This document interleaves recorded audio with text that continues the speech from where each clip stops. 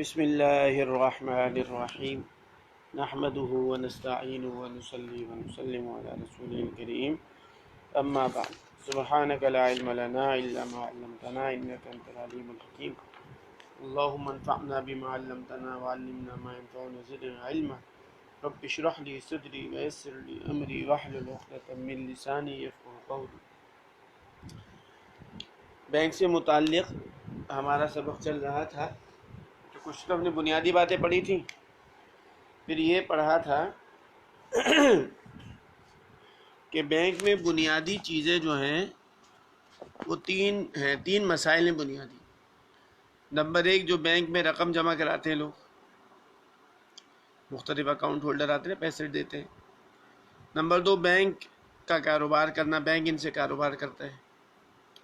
پھر نمبر تیسرا مسئلہ یہ ہے کہ بینک سے جو ہے لوگ رقمیں نکلواتے رہتے ہیں، اپنے پیسے کل نکالتے ہیں یا بعض نکالتے ہیں، اس کی کیا حیثیت؟ تو یہ جو پہلی تھی کہ بینک میں رقم جمع کراتے ہیں، تو یہ لکھا ہے جو بینک کے نظام چلانے والے ہیں کہ جو لوگ پیسے لاتے ہیں وہ آپس میں شرکت کرتے ہیں اور پھر یہ سارے مل کر بینک سے مزاربت کرتے ہیں۔ تو ہم نے کل پڑھا تھا کہ شرکت و مزاربت میں 6 وجوہ سے ناجائز امور ہیں، 6 وجہ ہیں جن کی وجہ سے یہ شرکت ہو یا مزاربت ہو جو بینک میں ہو رہی ہے، 6 وجہ سے ناجائز ہو رہی ہے۔ اس کا ہم نے پڑھ لیا تھا، دوبارہ ایک بنیادی طور پر دہرا لیتے کہ کل سرمایہ معلوم نہیں ہے، اس میں لوگ آتے ہیں پیسے نکالتے ہیں ڈالتے ہیں، نکالتے ڈالتے ہیں، سرمایہ معلوم نہیں ہو سکتا۔ پھر کل سرمایہ نقد نہیں ہوتا، کیونکہ بعضوں کا سامان کی صورت میں آ چکا ہے، سامان کی صورت میں ضروری کہ بازاری قیمت لگائی جائے، وہی نہیں لگائی جاتی۔ تیسری وجہ یہ تھی کہ کل سرمایہ حاضر موجود نہیں ہوتا، بہت سارا قرضوں کی شکل میں ہوتا ہے، یہ بھی جائز نہیں ہے۔ نمبر 4 یہ وجہ تھی کہ استدانہ کرتے ہیں، سرمایہ سے زیادہ کاروبار کرتے ہیں، اور یہ بھی جو اس کی جائز ہونے کی شرط ہے ان کا خیال نہیں کیا جاتا، یا تو اصل جو رب المال پیسہ لگانے والے اس کی اجازت ہو، اس کا حساب کتاب الگ ہو، یہ ہوتا ہی نہیں ہے، پتہ ہی نہیں ہے مسئلہ۔ نمبر 5 مضارب کا قرض لے کر کاروبار کرنا، کہ جو مضارب ہوتا ہے اس کو قرض لے کر کاروبار نہیں کرنا، اگر کیا تو وہ خود ہی ذمہ دار ہوگا، اس کا بھی خیال نہیں کیا جاتا۔ اور نمبر 6 وجہ ہوتی ہے کہ کل سرمایہ مکمل طور پر مضارب کے حوالے نہیں کیا جاتا، کیونکہ ضروری ہے مضاربت میں کہ سارا کا سارا سرمایہ مضارب کے حوالے کیا جائے، یہ نہیں ہوتا۔ شرکت کی جو اگر شرکت ہے، اس کی بھی فساد کی یہی وجہ بنتی ہے کہ بینک سے اگر شرکت کی جائے کہ کل سرمایہ معلوم نہیں ہوتا اس میں بھی، اور اس میں بھی کل سرمایہ نقد نہیں ہوتا، اور اگر سامان عروض ہیں تو ان کی بازاری قیمت نہیں لگائی جاتی۔ تیسری وجہ یہی ہے کہ کل سرمایہ حاضر موجود نہیں ہوتا، بلکہ بعضوں کا کچھ پرانوں والوں کا جو ہے نقد ادھار کی صورت میں ہوتا ہے، نقد نہیں ہوتا۔ اور چوتھی وجہ بھی یہی ہے کہ استدانہ، سرمایہ سے زائد کاروبار کیا جاتا ہے شرائط جواز کے بغیر۔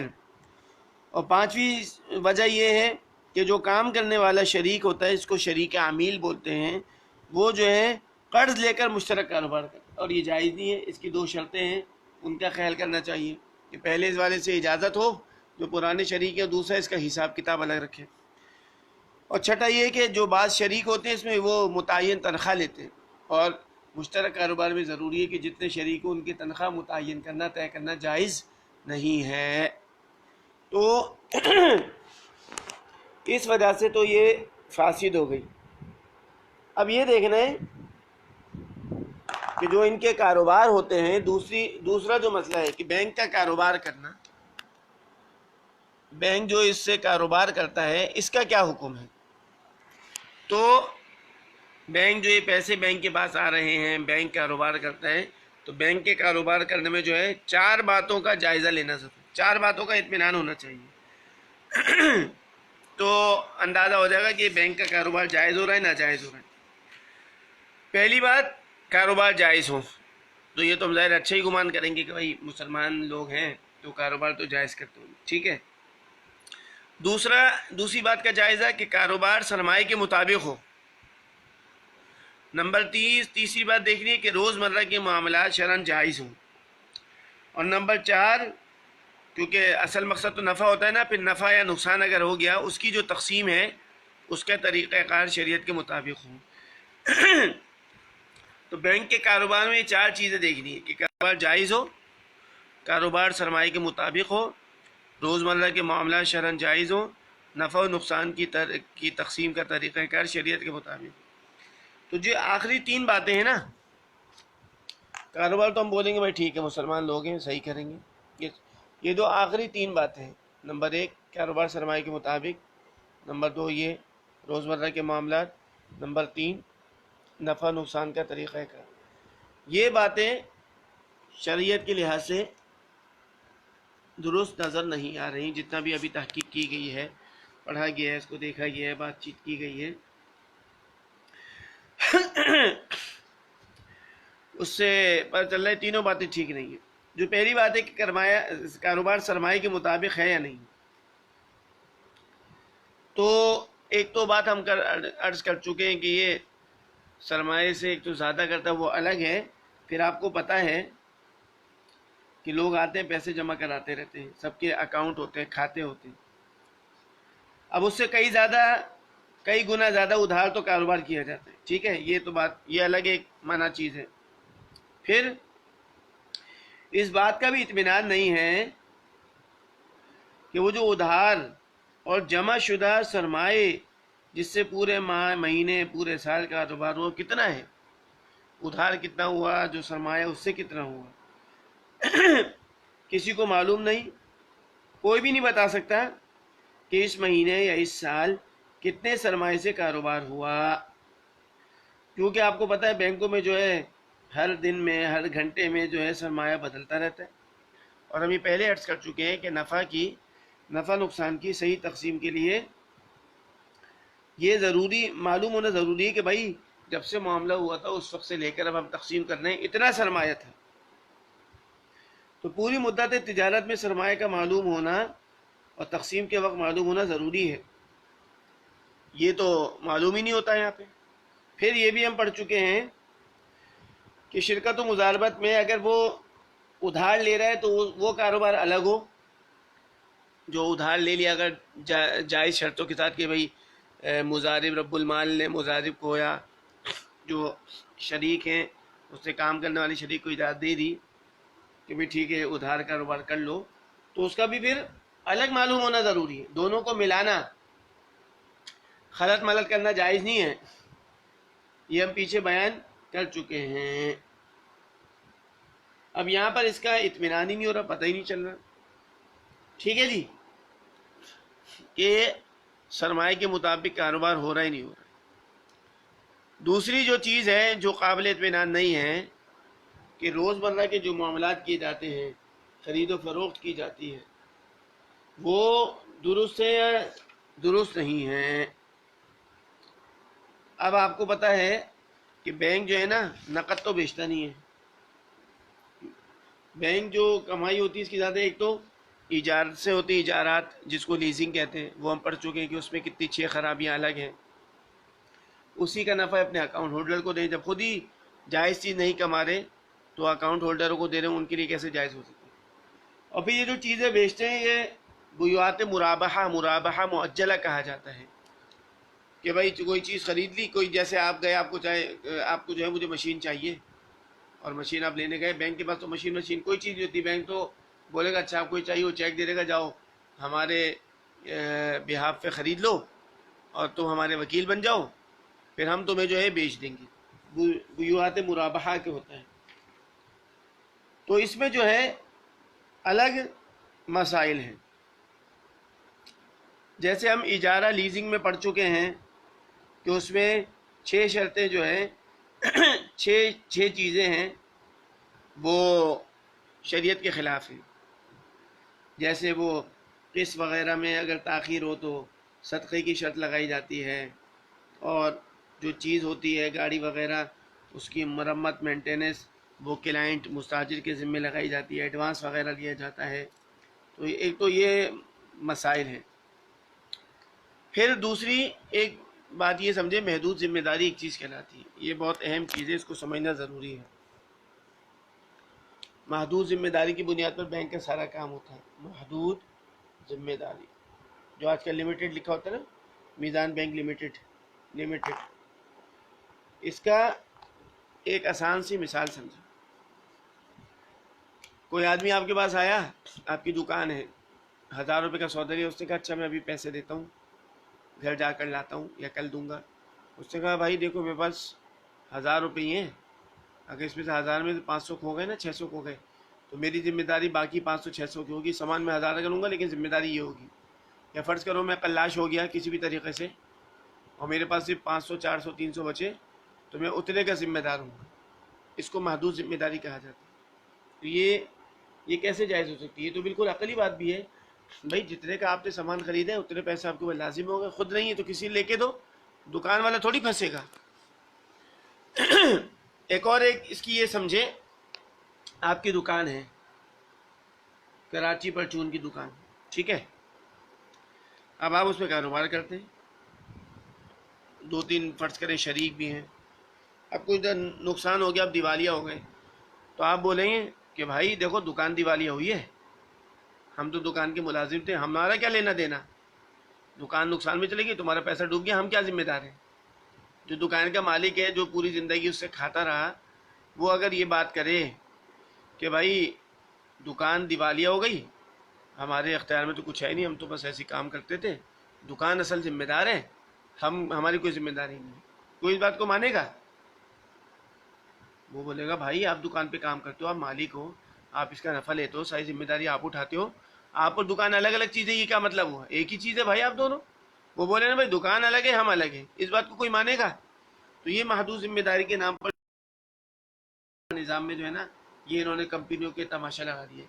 ये फ़र्ज़ करें हम कारोबार कर रहे हैं 1 करोड़ का और हमारा जो असासे वगैरह हैं 50 लाख के, और नुकसान हो गया, दिवालिया हो गए हम, तो हम जो है ना फिर 50 लाख तक की जिम्मेदारी उठाएंगे बस, बाकी आपके 50 लाख ज़ाया। ये सारी लिमिटेड कंपनियां जो है इस पर चल रही हैं। तो ये तो अकलन भी जायज़ नहीं है, शरन कैसे जायज़ हो सकता है? भाई जिस चीज़ की एक सीधी सी बात है, आपने जिम्मेदारी ली है 20 रुपये की, 50 रुपये की, 100 रुपये की, तो बस आपकी जिम्मेदारी, आप उसको अदा करो कहीं से भी लेकर। तो बैंक जितनी भी ख़रीदारी वगैरह करता है वो इस महदूद जिम्मेदारी पर करता है। तो एक तो ये चीज़, फिर जैसे अर्ज़ किया आपको मशीन चाहिए, आप बैंक के पास आएंगे तो बैंक के पास कोई चीज़ तो होती नहीं है, वहाँ पर क्या होता है, वादा बय होता है, वादा बय, खरीदारी का वादा, कि भाई तुम हमारी तरफ से ख़रीद लो और वकील बन जाओ, और तुम वादा करो कि जैसी तुम खरीदोगे हमारे लिए, बैंक के लिए, फिर तुम बैंक से लाजमी खरीदोगे। और हम ये पहले मसला पढ़ चुके हैं कि वादे की बुनियाद पर किसी को मजबूर करना जायज़ नहीं है। अब बैंक क्या करता है, फ़र्ज़ करें आपने बैंक की चीज़ ख़रीद ली, बैंक मालिक हो गया, अब आप बोले मैं नहीं लेता, या ज़रा सी आपने कुछ देर कर दी, जैसे कपास ख़रीदी फ़र्ज़ करें, और आपने थोड़ी देर कर दी, बैंक के लिए ख़रीद ली, बैंक मालिक बन गया, आप वकील हैं, अब बैंक बोले आप ख़रीदो, आप बोले नहीं मुझे नहीं चाहिए, मैं नहीं ले रहा, क्योंकि वादे की बुनियाद पर हम पहले कह चुके अगर शुरू से पूरा करने की नीयत ना हो फिर तो ये निफाक की निशानी है। बाद में किसी मजबूरी से वो वादा नहीं पूरा कर पा रहा तो उसको मजबूर करना जायज़ नहीं है।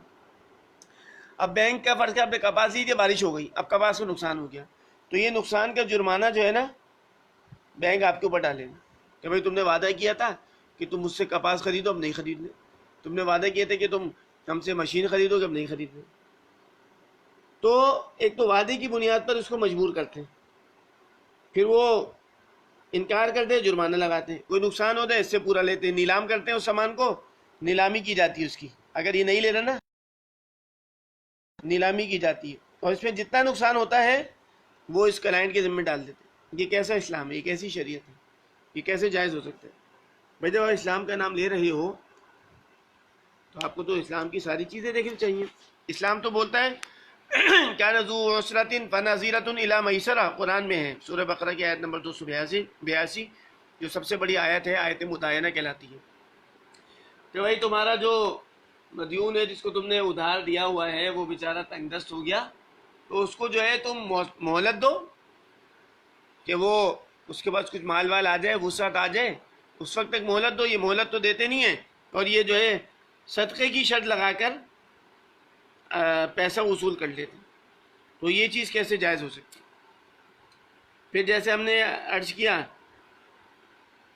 कि सिक्योरिटी डिपॉजिट की शर्त लगाई जाती है, ठीक है, उससे ये फ़ायदा हासिल करते हैं, हालांकि वो कर्ज़ है और कर्ज़ से फ़ायदा लेना सूद है।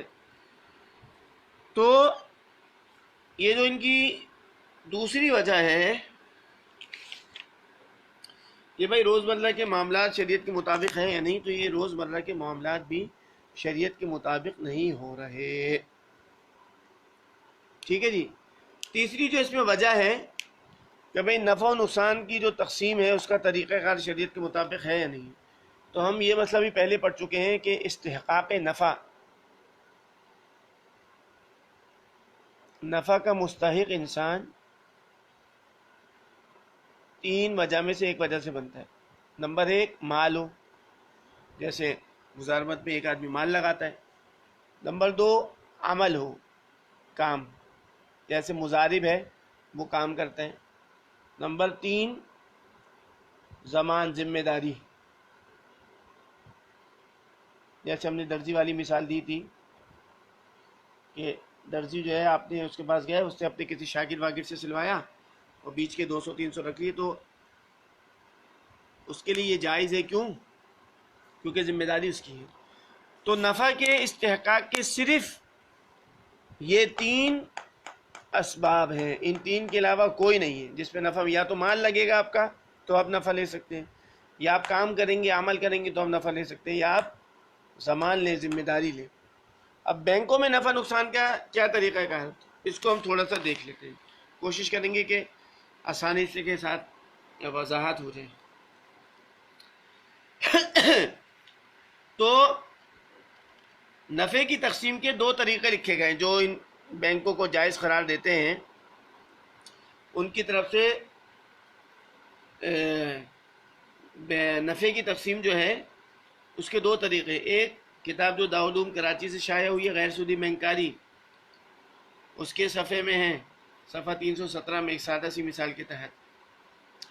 اور دوسرا طریقہ جو غیر سودی بینکاری جامعۃ الرشید سے کتاب شائع ہوئی ہے، اس پہ لکھا ہے. اور آپ دیکھیں گے بالکل آسان، اس میں آپ سمجھیں گے کہ بالکل جائز نہیں، کیونکہ شریعت کا بالکل ہے اصول الخراج بالزمان، نفع ذمہ داری کی وجہ سے، الغنم بالغرم، یہ ذمہ داری اٹھاؤ گے تو نفع ملے گا. لا يحل ربح ما لم يضمن، کہ جس چیز کی ذمہ داری نہیں ہے اس کا نفع ربح حلال ہی نہیں ہے. اب اس کو ہم تھوڑی سمجھنے کی کوشش کرتے ہیں. یہ جو پہلا طریقہ ہے جو مفتی تقی اسماعیل صاحب کی کتاب ہے اس میں لکھا ہوا ہے، حضرت نے لکھا ہے، اس کو غور سے ذرا سن لیں کہ جہاں تک شرکاء کے وقفے سے شرکت میں داخل ہونے کا تعلق ہے، اس کے لیے ایک سادہ سی مثال پر غور کر لیں. فرض کیجئے زید اور عمر کا ایک چلتا ہوا کاروبار ہے جو مختلف نوعیت کے معاملات پر مشتمل ہے. یہ دونوں اپنے نفع و نقصان کا سالانہ حساب یکم رمضان کو کرتے ہیں. اب یکم رمضان سے 6 مہینے پہلے بکر ان سے کہتا ہے کہ میں بھی آپ کے کاروبار میں سرمایہ ڈال کر شریک ہونا چاہتا ہوں. چونکہ زید اور عمر کو بھی اپنے کاروبار میں وسعت لانے کے لیے مزید سرمایہ کی ضرورت ہے، اس لیے وہ بکر کو شریک کرنے پر رضامند ہو جاتے ہیں اور طے یہ کرتے ہیں کہ بکر اتنا سرمایہ کاروبار میں ڈالے گا جس سے کاروبار کے 1/3 تیسرا حصہ، یعنی 3 روپے میں 1 روپیہ، 1/3 حصے میں شریک ہو جائے. اور نفع کا تناسب بھی تینوں شرکاء کا 1/1 ہوگا. البتہ یکم رمضان کو جب نفع نقصان کا حساب ہوگا تو چونکہ بکر کی حصے داری صرف 6 ماہ رہی ہے، کیونکہ بعد میں آتا نا کاروبار شروع ہونے کے بعد درمیان میں آیا، وہ 6 ماہ رہی ہے، جو دوسرے 2 حصے داروں کے مقابلے میں آدھی ہے، اس لیے وہ 1/3 نفع کے نصف، جب 1/3 تیسرے حصے کو آدھا کریں گے نصف تو چھٹا حصہ بنتا ہے، یعنی 6 روپے میں گویا 6 روپے میں 2 روپے، یہ 1/3 ہوتا ہے. اب اس 1/3 کو آدھا کرتے ہیں تو 6 روپے میں 1 روپیہ ہو جائے گا، جو 6 روپے کے لحاظ سے چھٹا حصہ. تو 1/3 کے نفع کے نصف یعنی چھٹے حصے کا حقدار ہوگا. اگر تینوں فریق اس پر متفق ہو جائیں تو بظاہر، یہ حضرت نے لکھا ہے بظاہر، الربح علی ما اصطلح علیہ، یعنی یہ ایک اصول شریعت کا کہ نفع اس پر ہوتا ہے جس پر معاملہ کرنے والے متفق ہو جائیں. کیونکہ ہم پہلے پڑھ چکے ہیں سرمایہ کم زیادہ ہو اس سے فرق نہیں پڑتا، نفع زیادہ ہو سکتا ہے، نقصان صرف سرمایہ کے مطابق ہوتا ہے. تو الربح علی ما اصطلح علیہ کے قاعدے کے عموم کے پیش نظر اس میں شرکت کے کسی بنیادی اصول کی خلاف ورزی لازم نہیں آتی، بس یومیہ پیداوار، اس کو یومیہ پیداوار کہا جاتا ہے، کی بنیاد پر نفع کی تقسیم کا یہی مطلب ہے. تو یہ حضرت نے لکھا ہے. اب اس کو تھوڑا سا ہم وضاحت کے ساتھ دیکھ لیں. تھوڑا سا ہم وضاحت اس کو کر لیتے ہیں. جو حضرت کی بات ہے اس میں ہم پیسے ڈال دیتے ہیں. ٹھیک ہے جی. یومیہ پیداوار اس کو کہا جاتا ہے.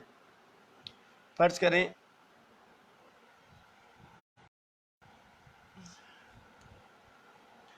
یہ جیسے زید عمر یہ شروع میں تھے، بکر بعد میں آیا. ٹھیک ہے جی. اب فرض کریں ان لوگ نے 20-20 لاکھ دیے، 20-20 لاکھ، 6 مہینے کاروبار چلا. ٹھیک ہے جی. 20-20 لاکھ انہوں نے ملایا، 20-20 لاکھ جمع کیا، 40 لاکھ یعنی ہو گیا. 6 مہینے تک کاروبار کیا فرض کریں. ٹھیک ہے. اب 6 ماہ بعد جو بکر آ رہا ہے فرض کریں یہ بھی 20 لاکھ لے آیا. ٹھیک ہے. یہ آیا ہے 6 مہینے بعد، 6 ماہ بعد آیا. یہ لوگ شروع سے ہیں. ٹھیک ہے جی.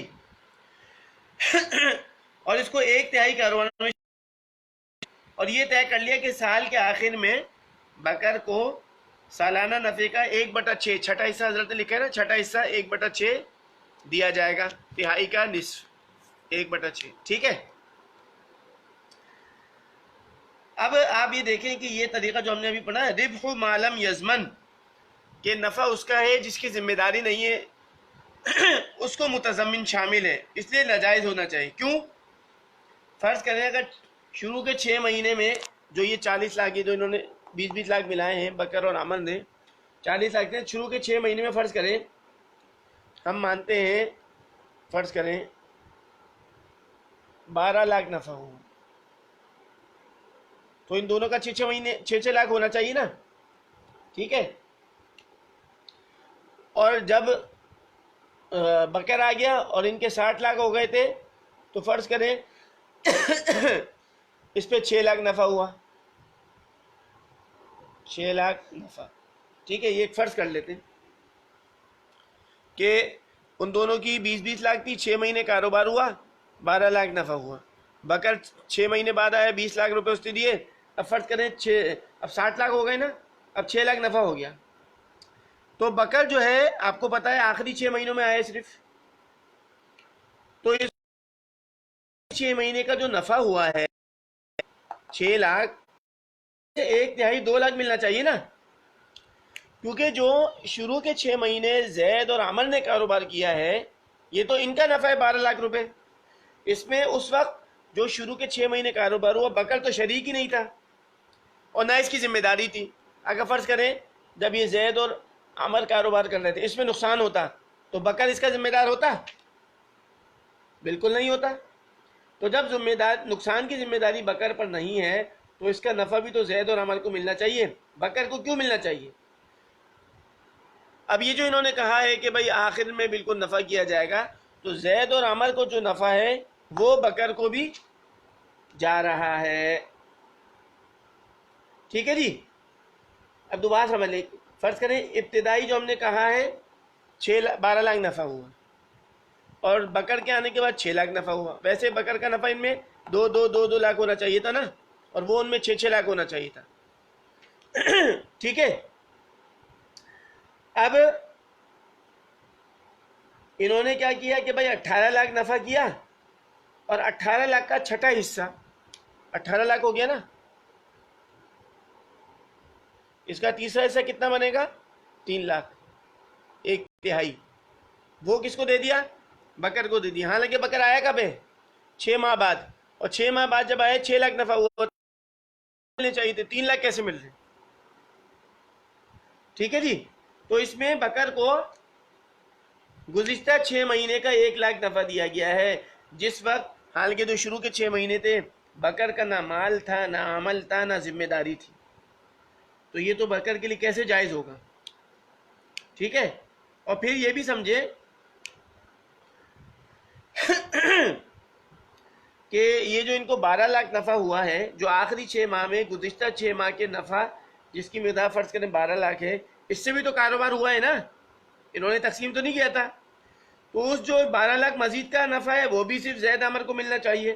جبکہ یہ جو تجویز ہے جس کو یومیہ پیداوار کہا جاتا ہے، اس میں کیا ہو رہا ہے کہ اس میں زید اور عمر کا نفع جو ہے بکر کو مل رہا ہے. حالانکہ اس کی کوئی شرعی وجہ نہیں بن رہی، تو یہ نفع کا تقسیمی طریقہ کار ہی ٹھیک نہیں ہے. کیسے ٹھیک ہو سکتا ہے؟ اس کو ملنے 2 لاکھ چاہیے اور اس کو 3 لاکھ ملنے ہیں، تو یہ کیسے درست ہو سکتا ہے؟ تو یہ یومیہ پیداوار کہا جاتا ہے جو دارالعلوم سے چھپی ہوئی کتاب میں، اس لیے اس میں شرعی اعتبار سے ٹھیک ہی نہیں ہے.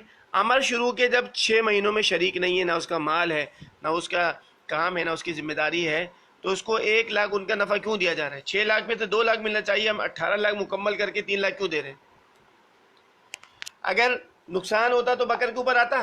اب یہی ہوتا ہے یہاں پرانے کھاتہ داروں کے مال سے نفع نئے کھاتے داروں کو دیا جا رہا ہے، حالانکہ وہ آئے 1 مہینے بعد ہے، 6 مہینے بعد ہے. یہ تو ایک طریقہ ہے.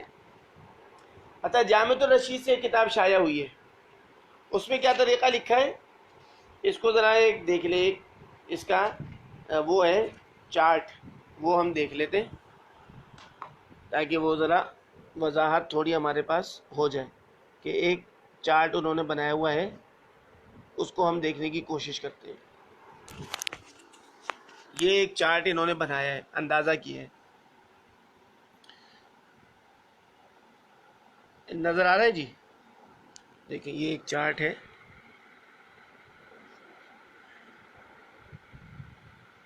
کہ ایک آدمی آیا، اس نے پیسے جمع کرائے 1 جنوری سے یہ 31 جنوری تک. اچھا، 1 جنوری سے 15 جنوری تک اس کا سرمایہ 12,000 رہا، ٹھیک ہے. اب وہ 16، 17، 18، 19، پھر یہ 23 جنوری تک جو ہے تقریباً 1 ہفتہ اس کا سرمایہ 3,000 رہا. پھر 24 جنوری سے آخر تک اس کا سرمایہ 2 لاکھ رہا. تو کچھ دنوں میں اس کا سرمایہ 12,000 شروع کے 15 دن، پھر 1 ہفتہ اس کا سرمایہ 3,000 تھا، اور آخر کے تقریباً 1 ہفتہ اس کا سرمایہ 2 لاکھ رہا ہے. اب یہ لوگ کیا کہتے ہیں کہ بھائی یہ جو اس کا سرمایہ مختلف تاریخوں میں بدل رہا ہے نا، آپ کس حساب سے دیں؟ 15 دن 12,000 رہا، 12,000 کے حساب سے دیں. 1 ہفتے 3,000 رہا، 3,000 کے حساب سے دیں. 1 ہفتے 2 لاکھ رہا، 2 لاکھ کے حساب سے دیں. تو یہ کمی بیشی ہوئی، اب کیا کریں؟ تو یہ فرماتے ہیں تو 3 طریقے ہیں بینک کے پاس. یا تو جو اس کی زیادہ سے زیادہ رقم ہے نا 2 لاکھ، اس کے حساب سے نفع دے دو، تو یہ بھی ٹھیک نہیں بیٹھے گا. یا جو اس کی کم سے اس کے حساب سے دے دو، یہ بھی ٹھیک نہیں ہے. یا جو اس کی درمیانی رقم تھی 12,000، اس سے دے دو، یہ بھی ٹھیک نہیں ہے. ٹھیک ہے؟ کیوں؟ کیونکہ اگر 2 لاکھ کا حساب کرتے تو بعض مہینے میں تو اس کے پیسے 3,000 تھے، تو 3,000 کا نفع 2 لاکھ کے نفع میں کتنا فرق ہوگا؟ یہ تو ٹھیک نہیں ہے. اچھا، 3,000 کو ہم بنیاد بنائیں تو بھائی بعض دنوں میں تو اس کا سرمایہ 12,000 تھا، 2 لاکھ تھا، تو 3,000 کا نفع تو بہت کم ہے، 12,000 2 لاکھ کا زیادہ ہے. اگر 12,000 کو بنیاد بنائیں تو بھائی کچھ دن تو 12,000 رہا، باقی دن رہا 2 لاکھ رہا، تو ان کے نفع میں تو بہت فرق آئے گا. تو یہ تو ہو نہیں سکتا. اب کیا کہتے ہیں کہ بھائی جو اس نے پیسے جمع کرائے نا، 3,000 کرائے، 12,000 کرائے، 2 لاکھ، یہ پیسے ہمارے پاس 31 دن رہے، ٹھیک ہے. اب 31 دن کے حساب سے اس کو الگ الگ دن جمع کر لو، حساب کر لو، تو یہ بنے گا 18,04,000 روپے، ٹھیک ہے. اب یہ 18,04,000 جو ہم نے بنائے، اس کو 31 کے عدد سے تقسیم کر دو تو کتنا آ جائے گا؟ 54,194 روپے آئے گا. اس کو اوسط بیلنس کہا جائے گا. گویا یہ سمجھیں گے کہ زید کے اکاؤنٹ میں، کھاتے میں روزانہ 54,194 روپے رہے ہیں. تو بول رہے ہیں کہ اس طرح سب کا اوسط نکالا جاتا ہے، اس لحاظ سے اس کو نفع دیا جاتا ہے. اور انہوں نے لکھا بھی ہے کہ یہ طریقہ سب سے بہتر اور انصاف کے قریب ہے، کیونکہ اس طرح کے حساب کتاب سے نہ تو رب المال کے ساتھ زیادتی ہوئی، نہ مضارب کے ساتھ ظلم ہوتا ہے. گویا لا تظلیمون ولا تظلمون پر مکمل آمد درآمد ہوتا ہے. یہ انہوں نے لکھا ہے. سبحان اللہ. اب آپ دیکھیے کہ آپ نے اس کا اوسط جیسے مثال کے طور پر 54,000 نکال لیے، تو شروع کے 15 دن اس کا سرمایہ کتنا تھا؟ 3,000، اور آپ اس کو نفع دے رہے ہیں 54,194 کے لحاظ سے، تو یہ دوسروں کا حق دے رہے ہیں نہیں دے رہے ہیں؟ ٹھیک ہے جی. کچھ دن اس کا سرمایہ تھا 12,000، لیکن آپ اس کو نفع دے رہے ہیں 54,000 کے لحاظ سے، تو دوسروں کا حق دے رہے ہیں، اس کو نہیں دے رہے ہیں، یہ کیسے جائز ہوگا؟ اچھا، ایک ہفتے تقریباً اس کا سرمایہ 2 لاکھ رہا ہے، اور 2 لاکھ کے بجائے آپ اس کو نفع کس سے دے رہے ہیں؟ 54,000 کے لحاظ سے. اب اس کا نفع کسی اور کو کھلا رہے ہیں تو یہ کیسے جائز ہو سکتا ہے؟ خود بتائیں. یہ شرعی لحاظ سے تو آپ دور سوچیں، یا عقلی لحاظ سے جائز ہو سکتا ہے؟ تو یہ دو طریقے جو ان میں ہیں، یہ کیسے جائز ہو سکتا ہے؟ فرض کریں اس میں نقصان ہو جاتا، تو جب اس کا سرمایہ 12,000 تھا تو 12,000 کے حساب سے نقصان ہونا چاہیے، آپ اس پر 54,000 کے حساب سے نقصان ڈال لیں. جب اس کا سرمایہ 3,000 تھا، نقصان ہو گیا، تو اس پر نقصان 3,000 کے حساب سے پڑنا چاہیے، آپ جو ہے 54,000 کے لحاظ سے ڈال لیں. جب اس کا سرمایہ 2 لاکھ تھا تو اس پر نقصان 2 لاکھ کے حساب سے پڑنا چاہیے، آپ 54,000 کے لحاظ سے ڈالیں. تو ہر صورت میں یہ تو ظلم تو ہو رہا ہے کہ ایک کا حق دوسرے کو ناحق کھلایا جا رہا ہے. عقل بالباطل یہ نہیں ہوتا تو اور کیا ہوتا ہے؟ اور پھر یہ اوسط پر جو تقسیم منافع ہے، اس کا جواز کہاں سے ہے؟ اس کی دلیل کیا ہے؟ تو یہ دو طریقے جو یومیہ پیداوار کے لحاظ سے یا اوسط بیلنس کے لحاظ سے، یہ تو عقل کے لحاظ سے بھی ٹھیک نہیں، شرعی لحاظ سے کیسے ٹھیک ہوں گے؟ تو دوسرا بہرحال نقطہ یہ تھا کہ بینک جو کاروبار کرتا ہے یہ ٹھیک ہے یا نہیں. تو اس میں 4 چیزیں ہم نے دیکھنی تھی. کاروبار جائز ہو، ہم نے کہے تو ٹھیک ہوگا. کاروبار سرمایہ کے مطابق ہو، یہ نہیں ہوتا، سرمایہ تو پتہ ہی نہیں ہے کہ کتنا ادھار سے کیا، کتنا سرمایہ سے کیا. روزمرہ کے معاملہ شرعاً جائز ہو، یہ بھی ٹھیک نہیں ہے، کیونکہ ہم نے عرض کر دیا کہ اجارے پر دیتے ہیں اس کے الگ مسائل ہیں، یہ مرابحہ معجلہ کے نام سے بیچتے ہیں، وہ الگ شریعت کے خلاف ہے. پھر تیسرا اہم بنیادی کہ نفع و نقصان کی تقسیم کا طریقہ کار شریعت کے مطابق ہو، یہ بھی نہیں ہے، یہ انہوں نے نئے طریقے نکالے. حالانکہ شریعت میں کیا ہے؟ آپ کو نفع کب ملے گا؟ یا آپ کا مال ہو، عمل کام ہو، یا زمان ہو، یا تو کچھ بھی نہیں پایا جا رہا. تو 2 بنیادی جو وجہ تھی اس پہ تو یہ غلط ہو گئے، بالکل شریعت کے خلاف ہے. اب یہ جو تیسرا طریقہ ہے بینک سے کل یا بعض رقم نکلوانے، اس کو انشاءاللہ کل دیکھیں گے. اللہ میں حرام سے اور ناجائز چیزوں سے بچنے کی اور شریعت کو مطابق عمل کرنے کی توفیق نصیب فرمائے. وآخر دعوانا الحمد للہ رب العالمین.